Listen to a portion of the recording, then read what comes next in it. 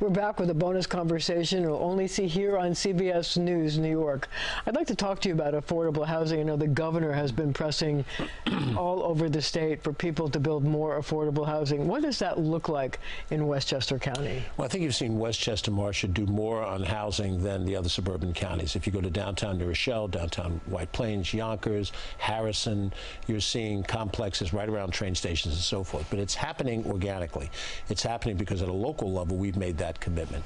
I think the governor is right to prioritize this as an issue. I think she's right to put goals out there, X% of a year. But I think the problem is when you create a mandate that allows for a state override of local zoning, out in the suburbs, you touch a third rail. So I think most likely what she'll do is look at how to repackage this, and I know the outreach is going to come with some of us in the suburbs who are supportive of it. Not all the suburban county executives are equally supportive. But at the end of the day, there is a housing crisis. There's an affordable housing crisis, and it exists all over our county. And for that matter, it exists all over the state.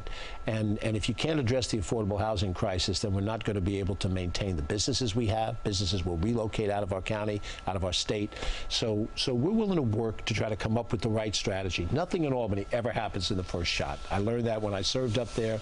So I think next time around we have a shot at reconfiguring the package that could in theory work. See, the reason I'm asking the question is because one of the things, the arguments that the governor made was that we have a lot of people coming into our area, especially in Westchester, corporations with people who want to move here, but there's no place for them to live, and they end up living in New Jersey or Connecticut or other places, so you're losing them as part of the tax base.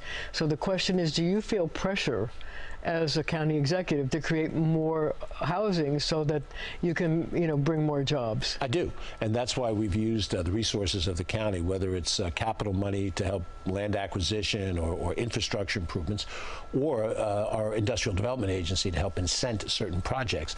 One of the problems you deal with, though, is people who come into the county want to have the advantage of living in a single-family house. And when we do affordable housing promotion, it's in multifamily settings, which work for some people. When you're single, you're younger, that's great. You have an executive that comes to town with her husband or his wife and the kids, and they don't want an apartment, they want a house. And that's hard for a government to help incentivize. So part of the problem can be addressed by what we do. Some of it is a question of how much supply there is in the most desirable housing, and frankly, in the most desirable communities, because people want the good schooling. Is there land for that? Is there land for housing? There is some, and there's certain reconfiguration we can do. I think one of the things we didn't talk about in this proposal is how do we do rehabilitation, and by rehabilitating, expanding in some areas. You can think of neighborhoods in every community that have sort of dense populations, and they maybe have 3 family in a house. That could become 4, depending on how you incentivize it. So there are other strategies, I think, that can work. So you spent a lot of years in Albany as a lawmaker. I wonder, are there any major changes you would advise if you could get them done?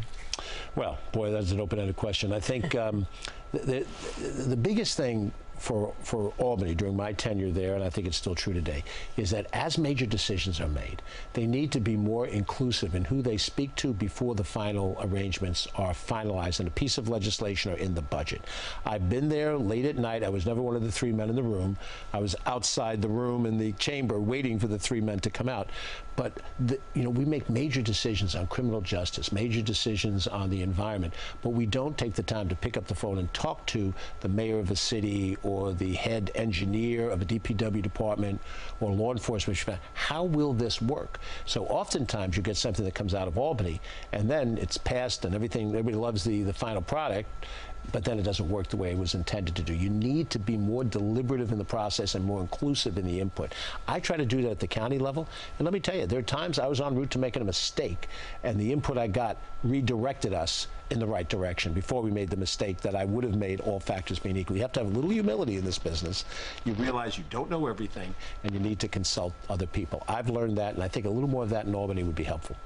George Latimer, Westchester County Executive, thank you so much for joining me. A pleasure, I really Marcia. Appreciate it. Come back early and often. Thank you at home for joining me as well.